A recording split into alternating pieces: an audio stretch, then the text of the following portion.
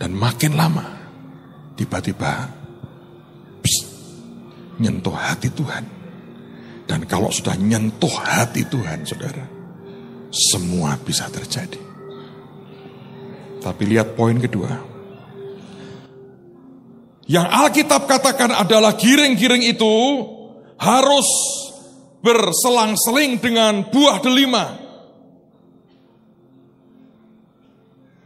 Mengapa kok buah delima? Saya bisa cerita banyak tentang buah ini, tapi saya mau ikuti saja seberapa Tuhan mau bawa kita. Saudara, buah delima ini sekarang di Inggris yang saya dengar ada lembaga kesehatan dunia memakai buah delima ini sebagai simbol mereka. Kenapa? Karena ternyata ini dianggap orang oleh dunia kedokteran dan kesehatan sebagai buah mujizat. Karena makin lama orang makin menemukan khasiatnya itu sangat banyak. Buah delima. Dan buah delima termasuk buah yang dibawa oleh pengintai-pengintai yang diutus Musa untuk mengintai tanah Kanaan. Dan ketika dia harus pulang dengan membawa hasil, salah satu yang mereka bawa adalah buah delima. Saudara, Tuhan mau berkata begini, kalau ada giring-giring hidupmu, kekuatan apapun yang engkau punya, dan engkau mau benturkan atau engkau sentuhkan itu dengan buah, Tuhan mau berkata buahnya adalah buah delima. Saya mau sampaikan kepada saudara paling tidak 4 hal sebelum kita berdoa sama-sama yang berkaitan dengan buah delima. Ternyata orang Yahudi itu menganggap buah delima adalah sebagai simbol keagungan dan kemuliaan. Mengapa? Kalau Anda nanti perhatikan buah delima yang kita bagi, buah delima itu ada seperti mahkotanya. Orang Yahudi mengatakan bahwa ini simbol yang namanya kemuliaan dan keagungan. Majestic and glory. Dan Tuhan mau berkata setiap orang yang tahu bagaimana menyentuh surga, maka ketika dia mengubah bumi, dia berikan bukan sesuatu yang hanya kecil. Dia berikan sesuatu yang begitu luar biasa, greatness. Begitu besar, begitu ajaib, dan begitu luar biasa. Tuhan berkata kalau engkau terus mengetok dan hanya seperti itu, nak, engkau mungkin akan terima seperti yang engkau inginkan. Saya terus terang saudara, ketika saya komplain dengan Tuhan, saya bilang, Tuhan, lihat aku tidak maju-maju gerejanya. Sebetulnya saya berkata begini. Saya sudah cabut dalam nama Tuhan Yesus. Saya itu ngomongnya gini, aku tidak minta dari yang terbesar. Tapi ya mbok yao, lumayan. Saya hanya minta yang lumayan.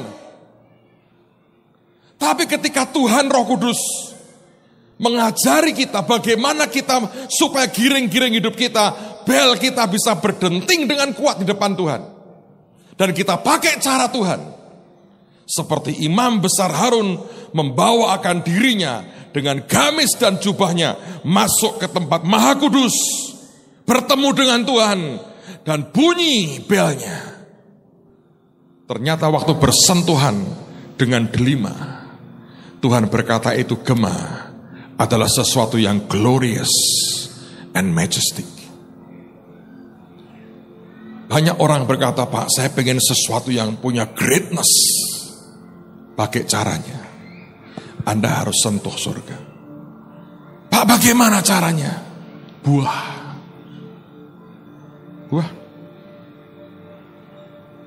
Sebetulnya orang dunia itu ngerti kok, saudara. Dan kita yang tidak mengerti. Saya pernah dengar ada seorang pimpinan perusahaan yang menurut saya keren sih. Tiap kali yang dikerjakan itu cuman, bayangin datang ke kantor, bagi-bagi coklat. Ayo buat kamu supaya tambah manis ya, semua digituin. Coklat, sehat ini coklat. Entah sehat atau enggak saya enggak tahu. Sehat katanya, ini penting nih. Bagi coklat loh. Dia gak pernah ngasih duit ke anak buahnya, bagi coklat. Tiba-tiba semua itu bisa satu Satu hati dengan dia gara-gara coklat. Simple toh. Ikat persahabatan dengan menggunakan mamon. Tapi ada yang kikirnya luar biasa. Malah minta itu nggak permen, malah dimintain anak buahnya. Sanggup makan siang, apa mbakku malu makan siang? Ya begini parah. Saudara, ada banyak hal yang selesai dengan cara simple, cara Tuhan. Buah. Dan setiap orang yang membentur Anda, orang itu tahu aku berbenturan dengan buah, bukan dengan logam. Itu akan membuat perbedaan, saudara. Simple. Amen. Simple. Dan itu sesuatu yang besar. Karena di buah delima itu ada mahkotanya. Dan orang-orang Yahudi percaya, ini simbol yang namanya majesty and glory. Saudara, tahukah Anda bahwa sebagian besar orang, sebagian orang percaya, yang Tuhan berkata pada Adam, buah pengetahuan, buah dari pohon pengetahuan yang baik dan yang jahat ini jangan kau makan. Banyak orang percaya sebetulnya itu delima, bukan apel, jeruk, durian, apalagi bukan, saudara. Ini saya nggak tahu dasarnya, tapi itu keyakinan banyak orang berkata itu delima. Tapi karena sudah dilanggar, Tuhan berikan kepada manusia. So, yang pertama, kalau saudara lakukan apa yang Tuhan kerjakan, Anda akan jadi besar. Anda akan jadi besar. Saya beri contoh. Salomo mati digantikan oleh Raja Rehabeam, anaknya. Maka datanglah rakyat yang berkata, tolong berikan aku keringanan. Karena ayahmu membebani kami dengan pajak begitu banyak. Dan mereka berkata, sekarang ayahmu sudah mati, beri kami keringanan. Rehabeam berkata, tunggu ya beberapa hari. Nanti aku beri keputusan. Dia panggil penasihat yang tua-tua yang dulu jadi penasihatnya bapaknya. Dia berkata, bapak-bapak ini ada permintaan rakyat seperti ini, aku mesti jawab bagaimana? Semua yang tua mengatakan, Rehabeam, kamu gak seperti bapakmu. Dia pungut pajak gede, tapi setiap hari orang melihat sebuah pemandangan mentakjubkan. Jadi worth it lah mereka bayar mahal. Kamu bukan seperti bapakmu. Dan mereka berkata begini, ngomong yang baik-baiklah ke rakyat. Okein aja dan ngomong yang baik. Maka semua akan menjadi hambamu. Oh iya, gitu ya, iya. Jangan kamu kasar, omongin yang baik. Lalu kemudian yang hari berikutnya dia panggil penasihat yang muda-muda. Dia berkata, ini loh ada seperti ini, gimana? Mereka berkata, jangan. Nanti ngelunjak itu rakyat, tekan aja. Lebih perberat mereka. Oh gitu, iya. Kamu kalau mengiyakan, kamu raja lemah loh. Tekan mereka, kamu raja kok. Oh iya ya, gua raja ya. Datang rakyat. Gimana raja? Enak aja. Aku akan tekan kalau lebih berat. Tahu mereka teriak apa? Kita bukan suku Yehuda. Kenapa dia mentang-mentang begitu? Ayo pergi masing-masing pulang ke kemahnya. Pecah kerajaannya, saudara. Pecah. 10 suku ikut Yerobeam. Hanya 2 suku yang ikut Rehabeam. Kenapa? Giring-giringnya dia memilih bersentuhan dengan logam yang lain. Dia tidak memilih bersentuhan dengan buah, apalagi buah delima. Semua yang bersentuhan dengan buah dalam hidupnya, Anda akan punya sesuatu yang great, majestic, and glorious. Saudara, ini pilihan di tangan saudara. Amerika termasuk negara superpower, masih sampai dengan hari ini walaupun sedang sinking pelan-pelan. Tadi saya baca report mengatakan kurang lebih ini katanya ya, jumlah penduduk Amerika yang sekian ratus juta itu, yang terbiasa memberikan charity, bantuan sosial, itu jumlahnya mencapai hampir 70%, 60-70%. Dan bantuan charity dunia terbesar masih oleh lembaga-lembaga donor yang di Amerika. Tapi kapan Amerika mulai tenggelam? Kapan ketika greatness-nya mulai pudar? Ini sekarang sudah mengurangi anggaran militernya. Rusia masuk Ukraine, di Crimea nggak bisa apa-apa. Rusia kirim tanknya, Amerika cuma kirim kesebelasannya, main bola di Ukraine. Nggak bisa ngapa-ngapain. Why? Saya cerita kenapa. Sekian puluh tahun lalu, ada beberapa hamba Tuhan terkenal jatuh di Amerika. Dan kejatuhan itu membuat orang Kristen di Amerika berkata, gua nggak mau memberi lagi untuk persembahan buat pelayanan. Dan itu jumlah income para pelayan Tuhan dalam organisasinya, persembahan yang diterima drop, saudara. Drop.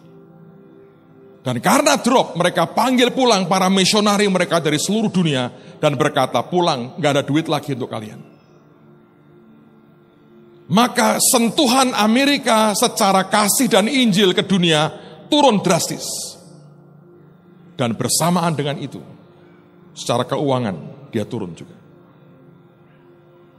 Tadi saya baca report menarik. Saudara tahu?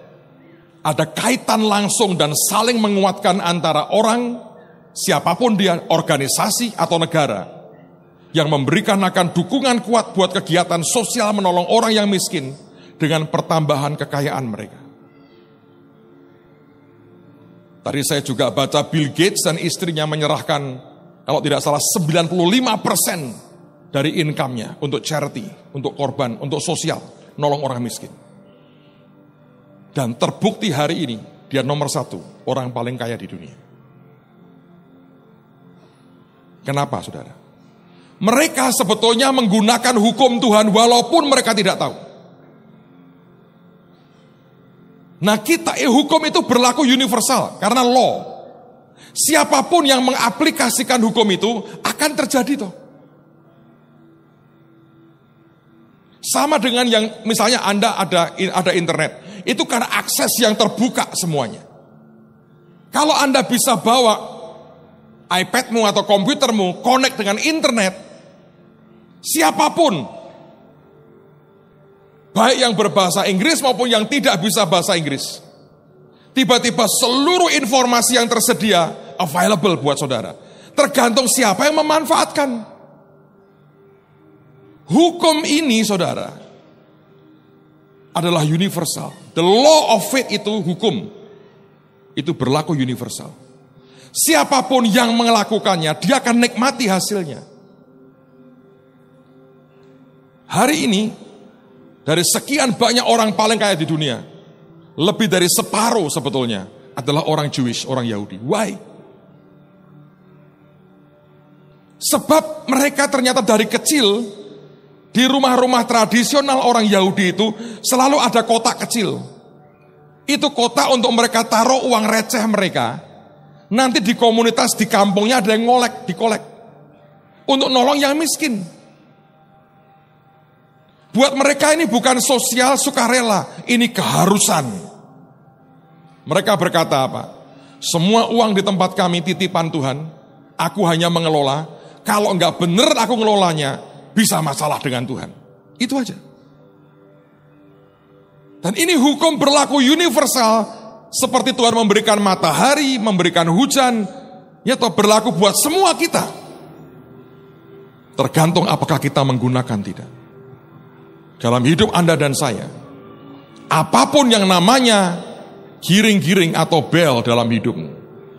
Apakah selama ini bersentuhan dengan buah atau tidak.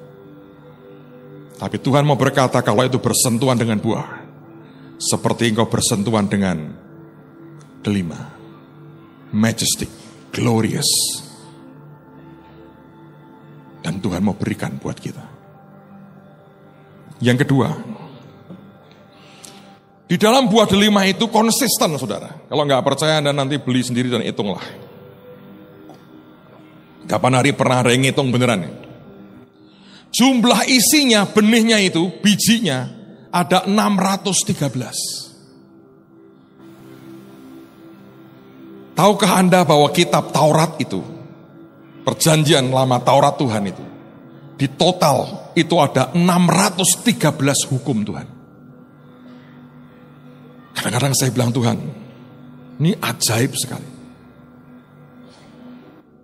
Dan di setiap Taurat itu ada kekuatan firman yang luar biasa. Firman itu menjadikan yang tidak ada menjadi ada. Kata Alkitab, dengan iman kita tahu bahwa oleh firman dia menjadikan yang tidak ada menjadi ada.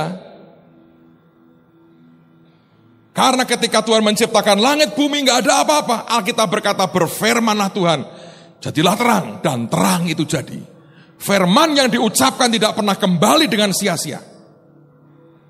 Saudara, engkau mengerjakan bagianmu, giring-giringmu bersentuhan dengan buah. Dan hari ini dia mengatakan itu delima, nak. Ada 613 isinya. Anda buka itu, banyak banget. Dan itu sama dengan 613 item hukum Tuhan di Taurat. Apakah itu kebetulan? Tidak. Pencipta kita yang luar biasa tahu apa yang dikerjakannya. Saya berharap Anda mengerti itu. Setiap kali kita melakukan itu, Anda sedang mengerjakan firman.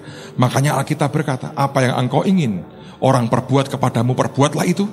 Dia mengatakan itulah seluruh isi hukum Taurat dan kitab para nabi. 613 right there di situ. Kalau hati kita ini, Anda bisa nangkep. Tidak ada orang miskin di antara kita. Percayalah. Semua akan menikmati yang terbaik. Sebab Alkitab berkata, orang yang kesukaannya merenungkan firman siang dan malam. Ya seperti pohon ditanam di tepi aliran air. Yang tidak akan layu daunnya. Akan berbuah pada musimnya. Dan dikatakan, dan apa saja yang diperbuatnya. Apa saudara? Berhasil. Itu jatah Anda dan jatah saya. Yang ketiga, ini yang saya mau ajak Anda melihat sesuatu yang ajaib sekali. Mari kita lihat Kidung Agung, pasal yang keempat, ayat yang ketiga.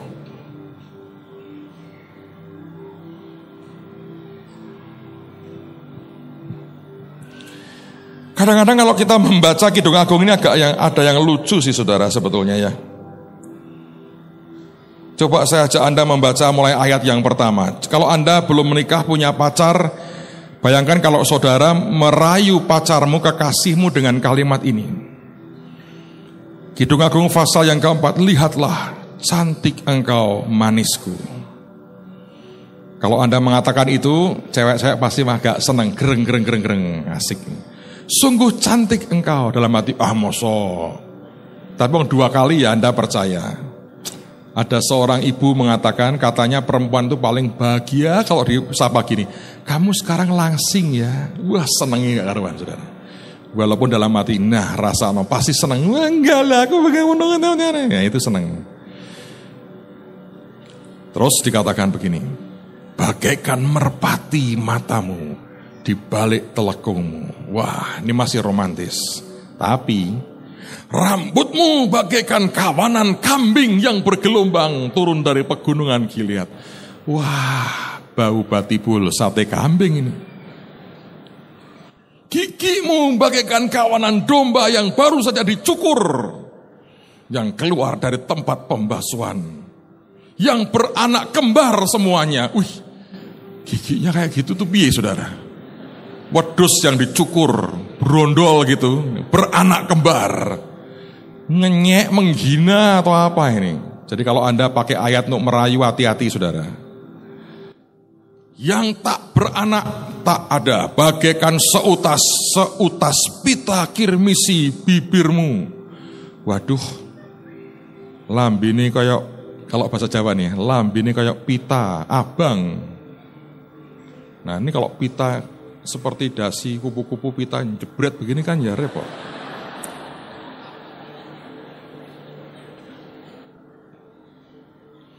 Bagaikan belahan buah delima pelipismu di balik telekungmu. Angel ini. Pelipis kok kayak buah delima. Lehermu seperti menara Daud. Wah, ngenyek tenan ini. Dibangun untuk menyimpan senjata. Wah, ini pasti aku karena galak ini. Di leher ada pita suara dalamnya banyak senjata ngomel. 1000 perisai tergantung padanya dan gada para pahlawan semuanya. Waduh, itu kan bayangin ya, lehernya lipat-lipat tuh. Menara Daud. Sudah, nanti kita lanjutkan lagi di rumah masing-masing. Tapi bagian yang ajaib dikatakan bagaikan belahan buah delima pelipismu di balik telekung. Bahasa Inggrisnya itu di balik tirai, telekung, tirai, veil, cadar. Saudara, semua yang dikatakan seperti di balik tirai, itu tempat ruang Maha Kudus. Dan di situ sebenarnya tempat keintiman Tuhan.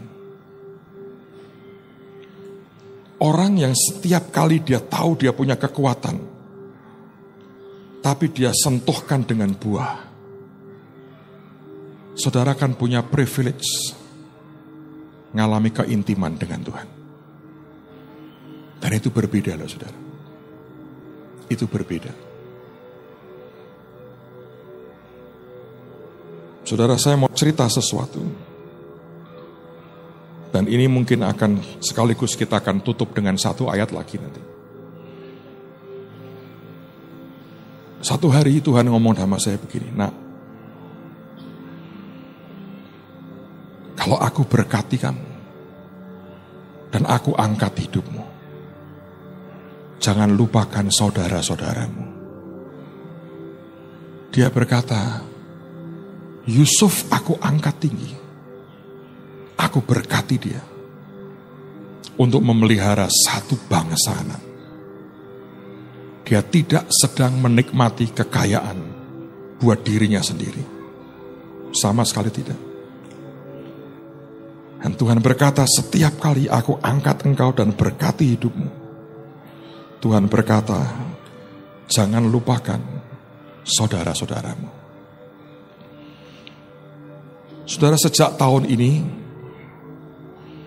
saya menangkap sesuatu yang aneh sebetulnya, yang Tuhan taruh di hati saya.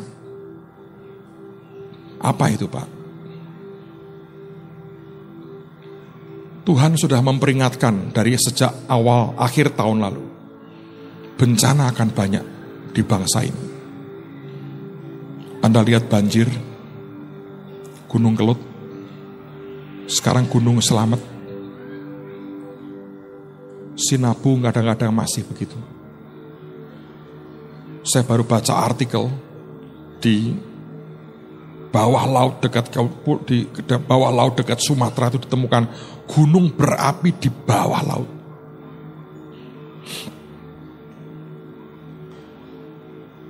Tapi sisi lain, ya saya bersyukur kita diberi kesempatan nolong banyak orang. Anak saya ini Samuel seringkali pulang jam 1 pagi. Bukan dugem tapi nganterin makanan sampai kemana-mana. Saya perhatikan, saya lihat. Dan tiba-tiba dia berkata, nak, kalau aku berkati hidupmu, jangan lupakan saudara-saudaramu. Lalu kemudian, dari sejak tahun lalu, Pak Tim dengan teman-teman ini banyak melayani hamba-hamba Tuhan sebetulnya. Di daerah-daerah yang sebetulnya cukup banyak di antara mereka, gerejanya ditutup secara paksa oleh kelompok-kelompok tertentu. Dan tidak ada pembelaan. Tidak ada orang yang mendampingi. Beberapa jadi tukang batu, gembalanya. Beberapa diajak ikut pertemuan sudah tidak mau karena sudah frustrasi. Tapi sebagian besar mereka berjuang dengan luar biasa. Saudara, saya pernah ketemu dengan mereka. Saya mau cerita 2 pengalaman mereka. Yang seorang itu dari satu organisasi gereja. Itu dari berbagai macam gereja. Pak pendeta ini mengatakan, Pak, selama saya di desa itu, Pak, saya dicuekin banyak orang. Tokoh agama lain, ketemu saya buang muka, meludah, Pak. Dan kami terus ditekan. Satu hari saya pulang dari pelayanan, saya masuk rumah, saya bau bensin. Saya tanya sama istri saya, ini apa motor kita bocor ya? Tangki bensinnya, nggak tahu, dicek nggak. Tapi bau bensin menyengat sekali. Cuma karena sudah letih, capek mungkin ya, dia tidur. Kira-kira tengah malam lebih diteriakin orang, dipanggil namanya. Dia bangun. Dia tanya siapa? Dia nyebut saudara, nama orang itu.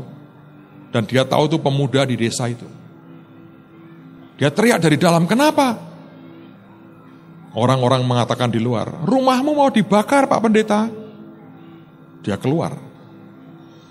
Mereka baru nangkap satu orang laki-laki, ditangkap oleh pemuda desa. Dan ketika dinyalain senternya, di seluruh pinggiran rumah itu, sudah bensin semua. Dan ada puluhan batang korek api yang tidak bisa nyala. Dicoba, puluhan mati. Lalu beberapa tokoh dari kepercayaan lain mendatangi dia, tanya, Bapak, kenapa rumahmu tidak bisa terbakar? Pendeta ini berkata, di Alkitab Yesus pernah merubah air jadi anggur. Hari ini Yesus saya merubah bensin jadi air.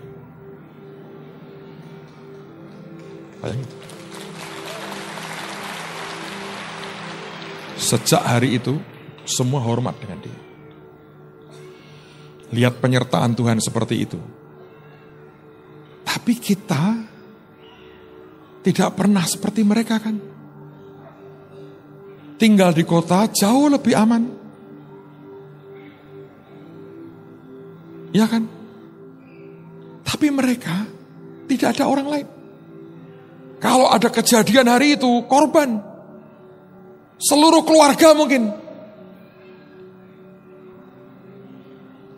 Orang kedua, saya kalau lihat beliau ini saudara ya, menurut saya ada stresnya. Sorot matanya nggak bisa ada binarnya hidup itu enggak. Saya hari itu kumpul dengan sekian belas dengan Pak Tim. Saya minta mereka ceritalah kesaksian mereka. Wah hebat-hebat. Tapi karena waktu saya cuma cerita 2. Dia cerita, saya ini Pak digerebeki terus. Gerebek pindah. Loh ini sekarang masih Pak. Kejar terus. Sampai saya tuh bangun gereja di tengah sawah. Tetap dikejar. Terakhir saya ngotot tidak mau pindah. Saya ganggu siapa? Di tengah sawah. Satu hari diajak pertemuan saudara. Dia datang sendirian, lugu sekali. Dibawa masuk satu rumah. Dalamnya penuh orang mereka. Dan dikunci dari dalam. Teriak-teriak. Dan dia sudah mengatakan, Tuhan, hari ini ku serahkan nyawaku lah kepadamu. Saudara tahu, dia ngomong begini, Pak, Roh Kudus itu benar-benar seperti yang Tuhan katakan. Ini mulut dikuasai. Dan dia berkata begini, kalau agama sampean dan Anda puas kalau melihat darah saya tumpah hari ini, dan itu membuat Anda benar menurut agamamu dan keyakinanmu, silahkan bunuh saya sekarang. Tidak usah banyak ngomong, tebas kepala saya. Sampean puas dengan itu. Kalau itu ajaran agama, tebas leher saya. Sekarang tidak usah diskusi. Sendirian. Saya nggak tahu bagaimana, dia bilang. Itu malah membuat orang yang jaga pintu mundur. Pintu dibukain, kelek. Suruh keluar. Keluar jalan, saudara. Tidak ada satu omongan patah kata pun. Dan hari itu saya ketemu dengan sekian belas hamba Tuhan. Semua ngomongnya seperti itu. Hati saya besar. Saya bilang, Tuhan terima kasih. Engkau punya pasukan yang luar biasa. Tidak banyak fasilitas. Hampir tidak ada. Tapi tidak goyah. Ikut Tuhan Yesus.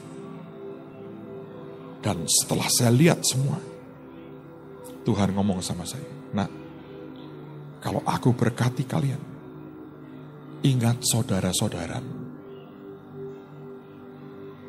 Saya diberitahu beberapa hari yang lalu, mungkin sebulan lalu, lewat Pak Pendeta Thomas di sini.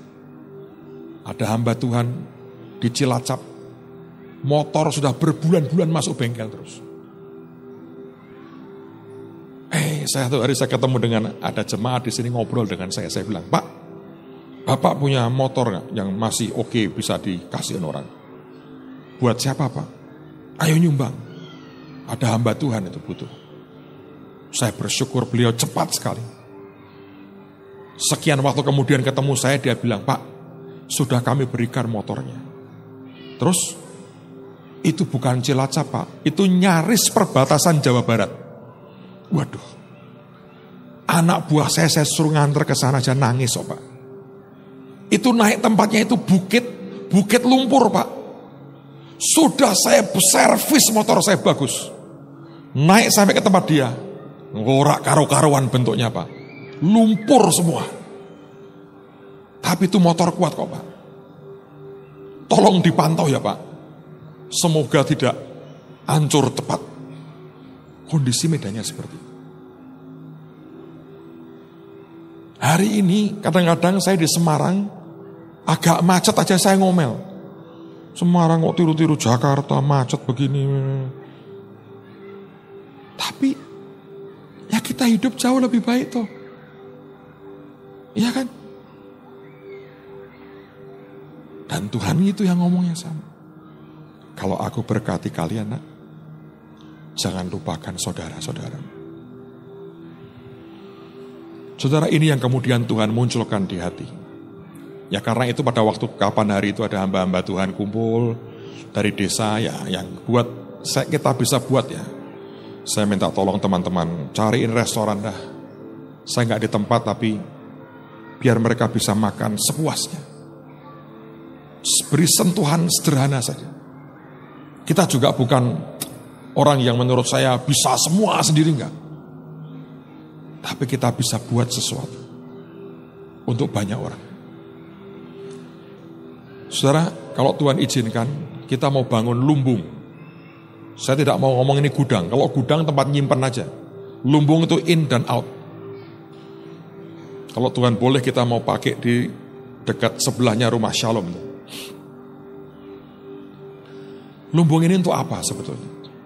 Itu tempat di mana kita akan menyimpan semua persembahan saudara yang berupa barang, apapun bentuknya. Tapi please jangan beri kami sampah yang betul-betul hanya bisa dibuang. Harus dari hati. Saya mau terima dari pakaian, bahan makanan, elektronik, furniture. Ada banyak di antara kita ini rumahnya sudah mengerikan. Tumpuk-tumpukan gak karu-karuan. Mau dibuang sayang, dijual murah. Dikemanain? Pernahkah Anda berpikir kalau itu furniture kita bisa pelitur lagi sebagian, kalau itu kayu? Siapa tahu ada hamba Tuhan di ujung sana di daerah yang terpencil. Yang mungkin sudah mau didudui furniturnya, ambruk semua, rontok.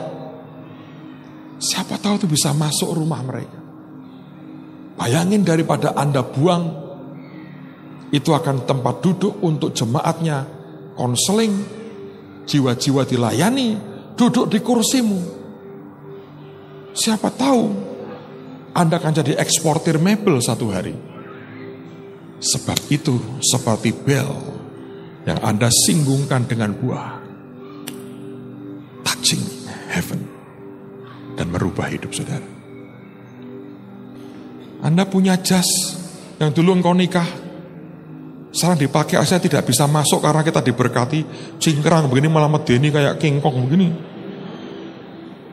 Tapi ini kenang-kenangan Pak, kenang-kenangan apa? Kenang-kenangan zaman melarat kok dibawa begitu.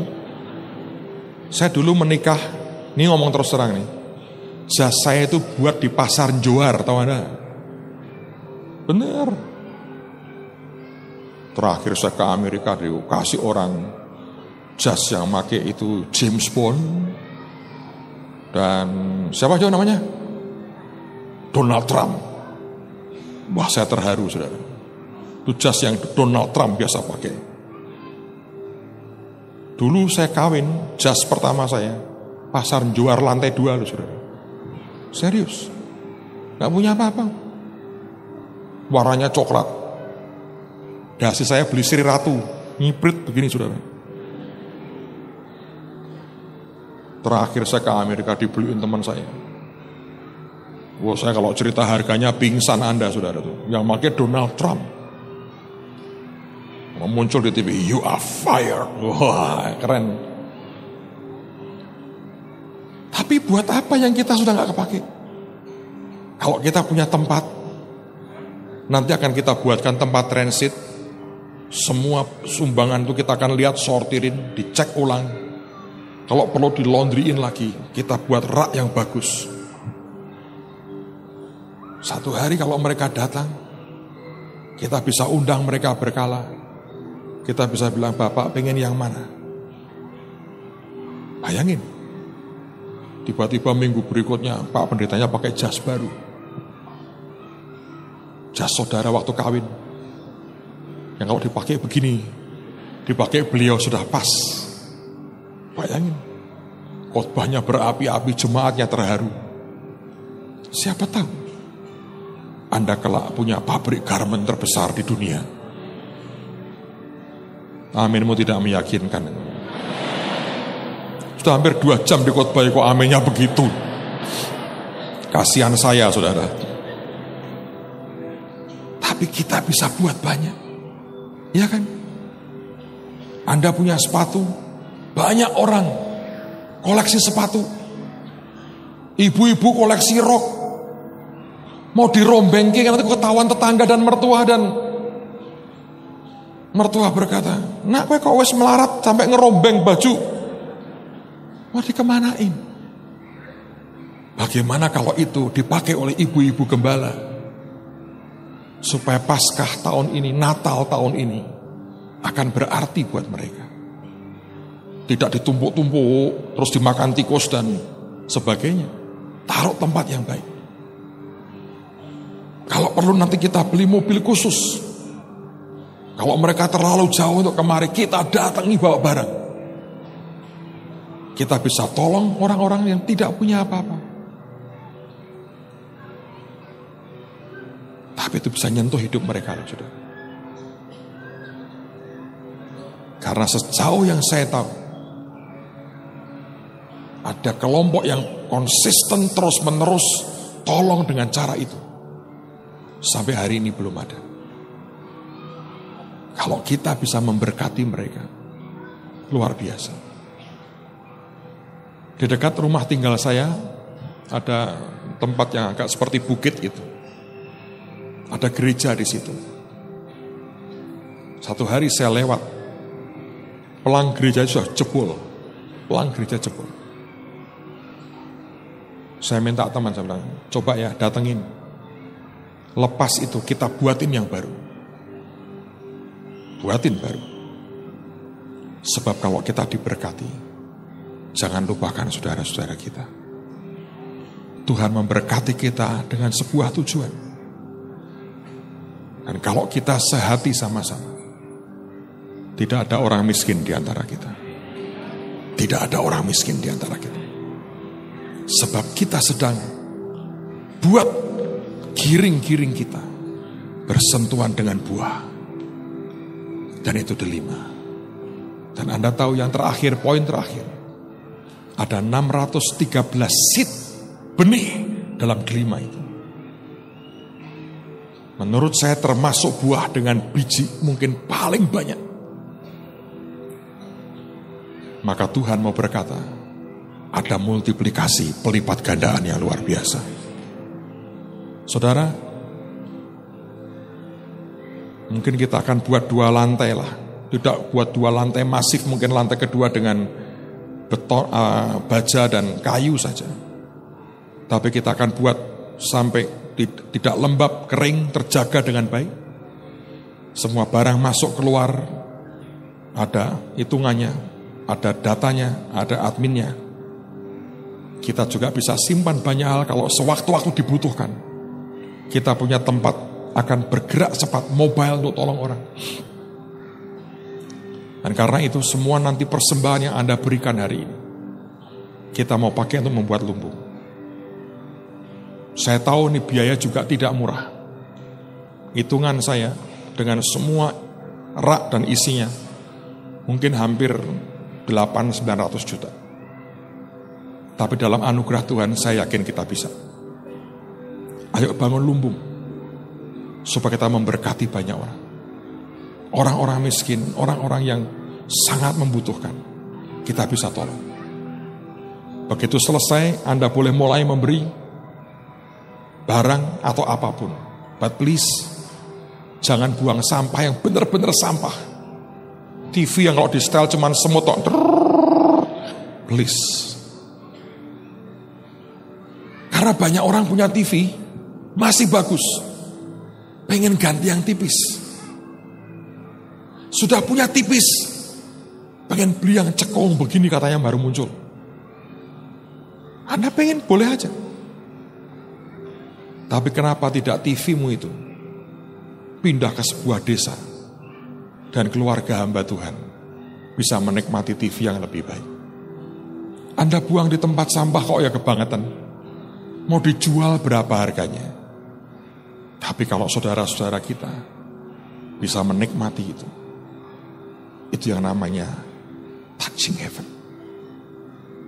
Apapun yang kita ingat, Yesus memberi makan 5.000 orang, sisa rotinya, dia berkata, kumpulkan sisanya, supaya jangan ada yang terbuang. Masih ada sampah mahal dalam rumah kita. Yang itu kalau jatuh di tangan hamba Tuhan lain, buat Anda mungkin sudah tidak ada artinya. Buat mereka akan memberkati sekali. Amen, saudara. Beberapa Anda koleksi mobil, mungkin aja. Kok banyak? Dia lupa Pak, belinya kebanyakan, milih begini. Bisa aja toh. Kenapa enggak satu Anda sumbangkan kepada mereka? Bisa jadi berkat yang luar biasa. Amen. Sebentar, kita akan selesai. Di setiap pintu nanti ada hamba-hamba Tuhan akan mendoakan saudara. Nanti persembahanmu jangan dimasukkan kotak dulu ya. Saudara biarkan itu ditumpangi tangan oleh saudara-saudara kita hamba-hamba Tuhan. Anda kemudian masukkan di kotak persembahan. Semua persembahan kita akan berikan untuk pembangunan akan lumbung ini. Kalau ada yang jumlah yang Tuhan suruh Anda dan Anda tidak bawa, Anda bisa transfer di account. Saya harap bisa ditunjukkan account yang dipakai. Anda transfer ke sana. Saya percaya akan jadi berkat yang luar biasa. Ini account khusus untuk itu. Anda bisa pakai atas nama Bu Ripkah, Anda bisa pakai account ini. Dan mari jadi berkat yang luar biasa. Yang percaya katakan amin. Mari berdiri sama-sama saudara.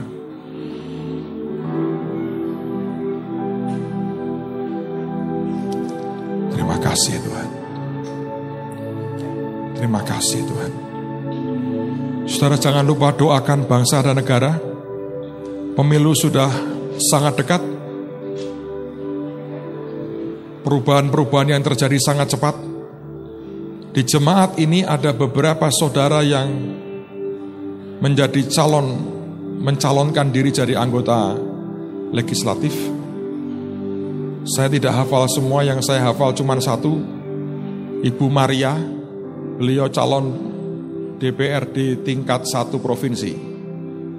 Dan itu adiknya Pak Yos. Nah, mamanya di situ. Kalau Pak Yos calon presiden, mungkin ini calon legislatif. Nyalon kita apa ya Pak, enak ya Pak? Nanti kita pikirkan sama-sama. Tapi Bu Maria ini akan ikut juga. Bagus kalau banyak anak Tuhan bisa mewarnai ya. Saya berdoa nanti menjelang waktunya kita doakan semua jemaat yang menjadi caleg lah. Bantu doa ini bangsa negara terus dikawal. Kita ingin supaya negara kita berkembang dengan lebih baik. Amen. By the way, hari Minggu ini adalah persis perayaan Purim. Itu merupakan pembalikan keadaan. Tolong 1-2 hari ini Anda baca kitab Ester. Anda akan lihat cerita bagaimana orang Yahudi yang akan dibantai. Keadaan dibalikkan. Persembahan Anda saya berdoa sebagai sebuah benih untuk pembalikan keadaan. Minggu rayakan Purim sama-sama. Hari pembalikan keadaan. Mari angkat tanganmu di hadapan Tuhan. Tuhan, kami sudah dengar 2 hari ini. Sekarang hamba berdoa dalam nama Tuhan Yesus. Engkau bicara Tuhan, berapa yang harus kami bawa kepadamu. Biar ini merupakan korban yang berkenan di hadapan Tuhan. Kami angkat hati kami angkat korban kami. Ini merupakan korban pembalikan keadaan. Tidak ada orang miskin di antara kami. Yang ada orang-orang yang menikmati kebaikan Tuhan yang luar biasa. Kami juga mau terima giring-giring bel emas dan juga delima dengan semua simbol kekayaan.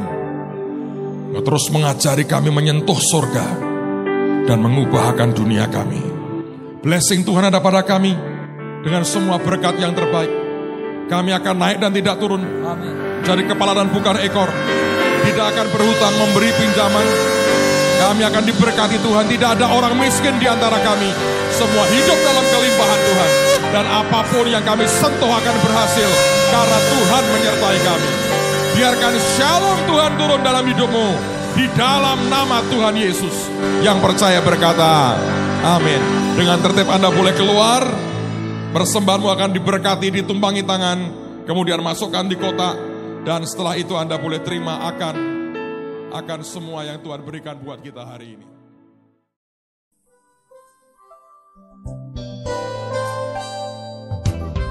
Anda diberkati dengan pemberitaan firman Tuhan. Dapatkan kaset, VCD, CD, MP3, dan buku-buku rohani dari hamba-hamba Tuhan, Evangelis Yusak Cipto, Pendeta Petrus Agung, Evangelis Iin Cipto, dan hamba-hamba Tuhan lainnya. Tersedia juga banner dan alat-alat tarian lainnya.